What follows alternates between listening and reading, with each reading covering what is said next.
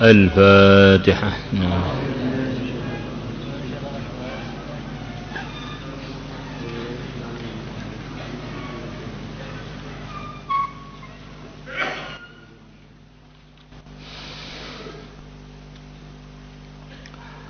الفاتحة.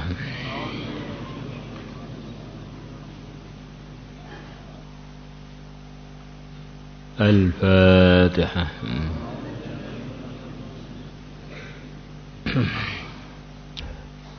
بسم الله الرحمن الرحيم. ثواب خوف الله عز وجل. Pahalanya takut kepada Allah Azza wa Jalla. Wa khasyatihi, dan pahalanya takut kepada Allah. Wa khaufi iqabihi, dan pahalanya takut siksaannya Allah. Ini di antara tuntutan iman. Kita ini meyakini bahwa ancaman-ancaman Allah itu nyata. Kita ini diancam orang yang terkenal jagoan di kampung kita. Itu ya biasanya normalnya orang itu ya jadi cemas. Bagaimana kalau kita merenung, sebetulnya orang yang kita cemasi, kita takuti itu asalnya itu enggak ada. Dia itu enggak bisa buat apa-apa tanpa yang menciptakan dia, tanpa Allah. Itu aja kalau ngancam kita jadi gemeteran, atau bahkan kalau perlu bisa kencing di tempat. Bagaimana kalau yang ngancam kita itu jagoan tingkatannya seluruh dunia? Yang ngancam kita itu Mike Tyson. Awas, lu anak terangkil ngantuk tak jotos kamu. Mulai tahajud sampai tahajud lagi nggak bisa tidur. Mike Tyson ngancam saya ketahuan ngantuk dijotos. Nanti kepala saya akan lepas dari lehernya. Padahal Mike Tyson itu kalau ngantuk juga nggak bisa nahan ngantuknya.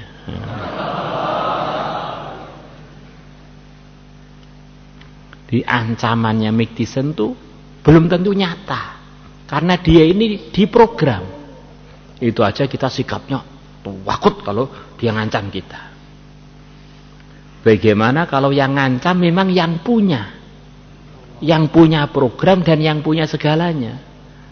Maka kalau orang itu yakin Allah itu ada, tentu dia akan takut kepada Allah dengan sebenar-benarnya takut pada ancaman-ancamannya, karena yang ngancam itu beneran yang punya. Kita diancam oleh orang yang nggak punya aja loh gemeteran.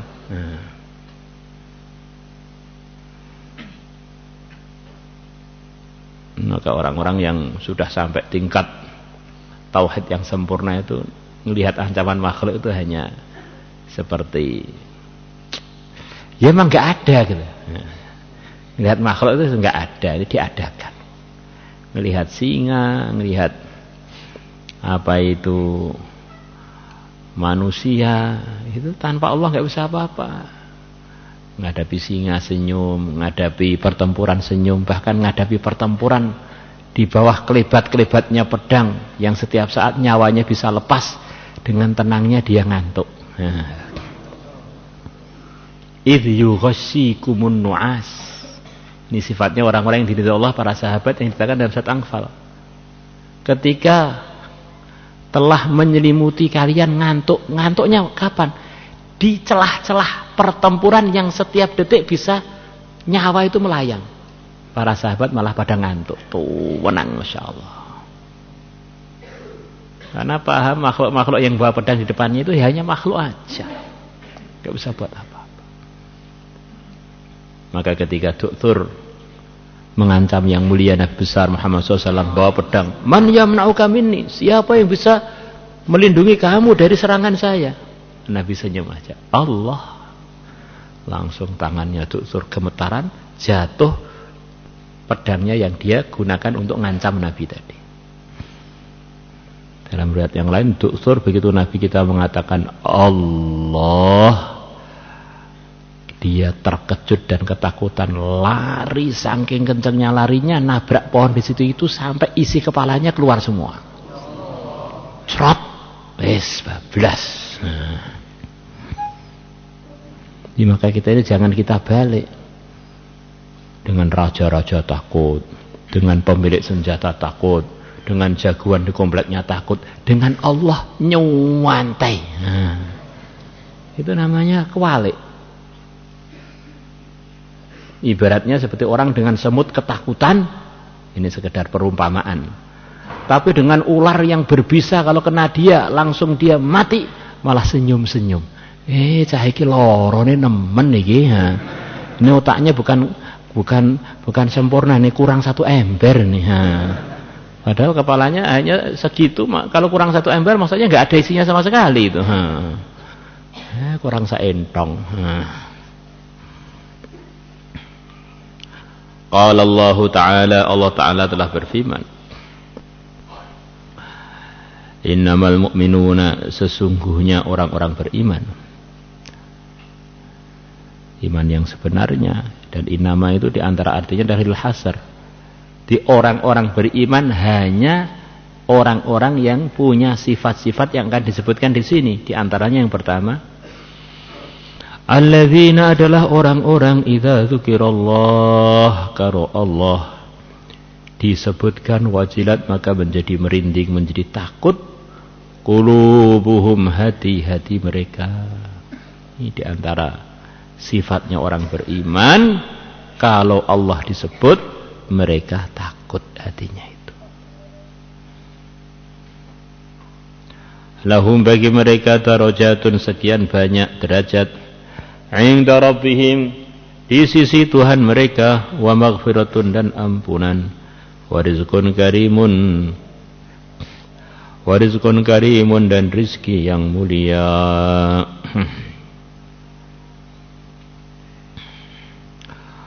Wa an Abi Hurairah radhiyallahu anhu anna an-nabiy sallallahu alaihi wasallam qala, Nabi bersabda, kana adalah rajulun, ada seorang laki-laki, yusrifu ala nafsi, yang dia telah melampaui batas atas dirinya.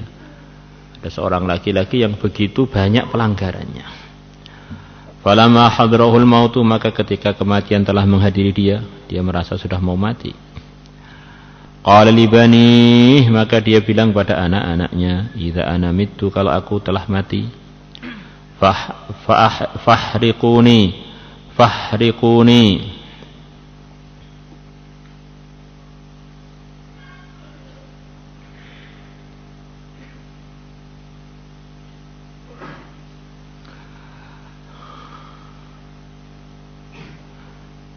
Ya, jadi bahasa fa'ala sulasi aja. Fahriquni, maka bakarlah kalian nih aku.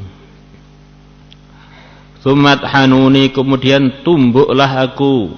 Jadi bukan hanya kamu bakar, jadikanlah badan saya yang telah terbakar tadi menjadi sampai seperti tohin, sampai seperti tepung. Hancurkan sampai sehancur-hancurnya. Jadi kata dalam sebuah hadis kurang lebihnya, orang-orang yang niatnya karena Allah, orang-orang yang niatnya karena Allah, kadang-kadang itu punya sikap yang salah, tetapi karena hatinya itu karena Allah, nanti diampuni oleh Allah. Niatnya bukan niat buruk, pengen itu karena Allah. Ini orang ini namanya bakar diri itu waktu kita masih hidup atau kita selepas mati itu nggak boleh. Tapi dia lakukan ini saking takutnya kepada Allah, biar selamat dari hisab. Niatnya begitu itu. Sikapnya ini salah. Tapi karena sikapnya ini landasannya takut kepada Allah, oleh Allah dimaafkan.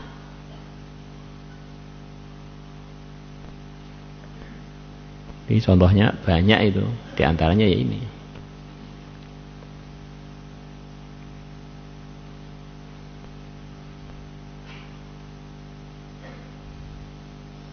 Ada orang saking takutnya kepada Allah, matanya pernah melihat wanita, matanya langsung dipukul terus sampai lepas dari tempatnya.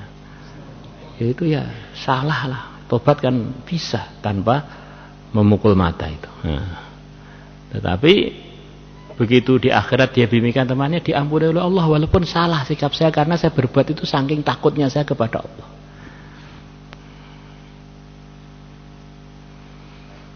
Sumadzarruni, kemudian tabur-taburkanlah aku yang telah jadi tepung tadi. Firrihi, di angin. Ditabur-taburkan di angin, ketika ada angin kamu taburkan biar menyebar kemana-mana.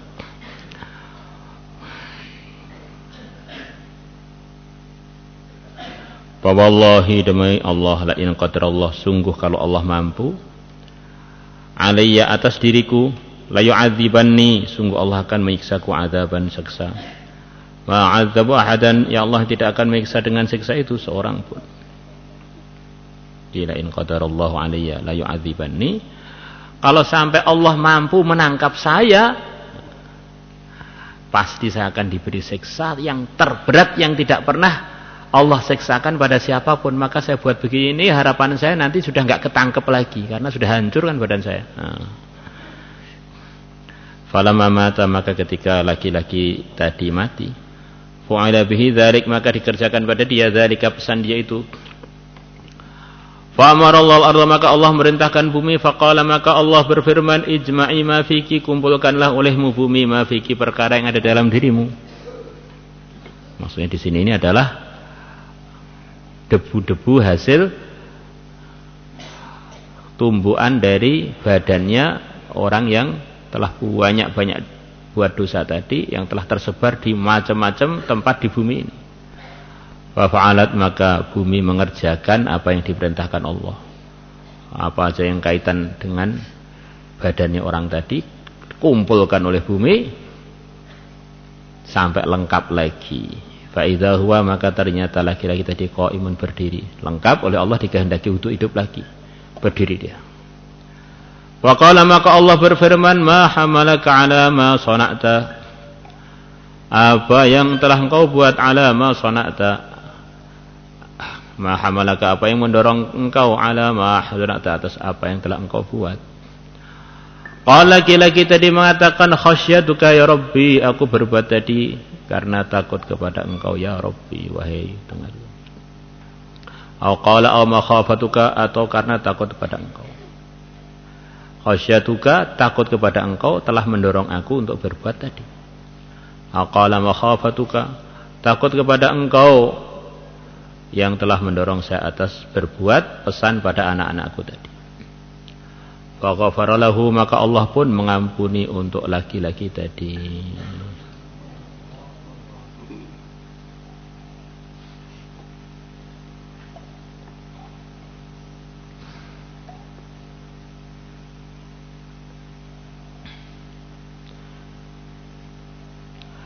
Wa fi riwayatin, dalam sebuah riwayat yang lain, anna Rasulullah sallallahu alaihi wasallam qala, beliau bersabda mirip seperti tadi. Qala, telah berkata, rajulun, seorang laki-laki, lam ya'mal hasanatan qattu, yang dia tidak pernah berbuat baik sama sekali, li ahlihi, kepada keluarganya.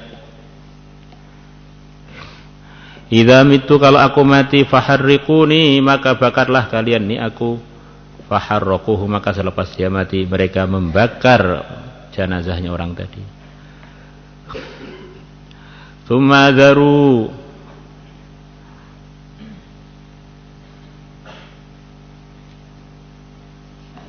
kemudian mereka menaburkan nisfahu, separuh badannya, fil barri, di laut, di daratan, wa nisfahu, dan separuh yang lain, fil bahri, di lautan.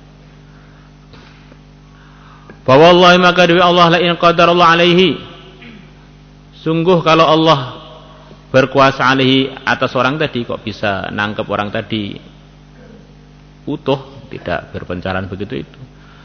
La yu'adzibannahu, sungguh-sungguh Allah akan menyiksa dia, adzaban, siksa, la yu'adzib ahadan minal alamin, yang Allah tidak akan menyiksa dengan siksa itu seorang pun dari kalangan makhluk-makhluknya. Karena dia ini nakalnya juga enggak pernah dibuat oleh makhluk-makhluk Allah yang beriman seperti dia itu. Ini fa wallahi, akhirnya kembali pada Nabi. Ini orang ini kalau seharusnya kalau dia mati dalam kondisi biasa tentu akan disiksa oleh Allah dengan siksa yang terberat yang pernah ada pada makhluknya. Falamma mata ar-rajulu, maka selepas laki-laki tadi mati, fa'alu bihi ma amarahum, maka keluarganya mengerjakan pada orang tadi yang telah mati ma amarahum, pesan yang telah dia perintahkan kepada mereka. Fa amarallahu al-barra fajama'a ma fihi, maka Allah memerintahkan daratan, maka daratan mengumpulkan apa yang ada di dalam daratan dari yang berkaitan dengan laki-laki tadi. Wa amaral bahra fajama'a fihi, maka Allah memerintahkan lautan, fajama'a fihi, maka lautan mengumpulkan perkara yang dalam lautan yang berkaitan dengan jasadnya orang tadi. Kemudian orang tadi terlepas kumpul semua jasadnya lengkap, dibangkitkan. Kemudian Allah berfirman kepada laki-laki tadi, lima fa'alta hadza, kenapa kamu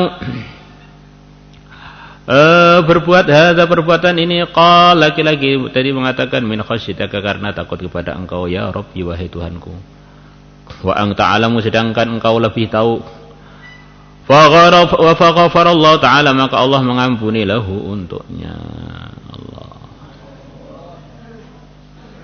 Ya, kesimpulannya itu ya, di antara kesimpulannya, orang itu kalau memang hatinya ada takut pada Allah, mesti dia akan punya sikap-sikap yang menunjukkan dia ini takut pada Allah. Ya, saya ini takut pada Allah, tapi kok nggak ada sikap belas yang menunjukkan dia ini pengen lari dari murka Allah, nggak ada. Nah, ini pengakuan yang perlu pembuktian. Orang tadi takut dan dia praktekkan. Wah, saya ini kalau sampai ketangkep oleh Allah, sudah siksa saya paling berat ini. Nah, akhirnya dia pesan dengan pesan yang nggak pernah dipesankan orang seperti dia, sepertinya.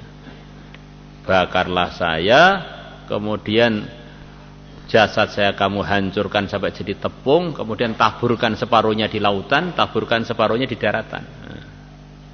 Dan Allah tahu dia ngerjakan ini karena takut kepada Allah. Maka kita ini perlu merenung, karena kita ini, ya kita yang ketika kita nggak ada orang, itulah kita. Kalau kita waktu di kelas ini belum tentu kita. Ini kadang-kadang sandiwara kita. Kita di kelas, kita di pondok itu bisa sandiwara kita. Kita ini ya yang waktu kita nggak ada orang, itulah kita. Seberapa takwanya, seberapa takutnya pada Allah, ya waktu itu tampak. Maka ngaji kita, dengar kita, macam-macam arahan agamanya itu untuk evaluasi, untuk bahan kita koreksi diri. Saya ini sebetulnya sudah takut dengan Allah beneran apa sandiwara di depan pengurus, di depan ustaz, di depan ketua kamar, di depan orang tua, apa bagaimana? Di depan orang sepertinya sudah seperti wali gitu ya. Begitu di tempat sendirian tampak kembali kepada aslinya. Orang lain itu dengan kita sebetulnya nggak tahu, yang tahu kita itu diri kita sendiri. Maka itulah diantara arahan agama, hasibu anfusakum qabla an tuhasabu. Koreksilah diri kalian sebelum kalian nanti dikoreksi. Insyaallah semuanya niat insyaallah. Maulaya salli wa sallim daiman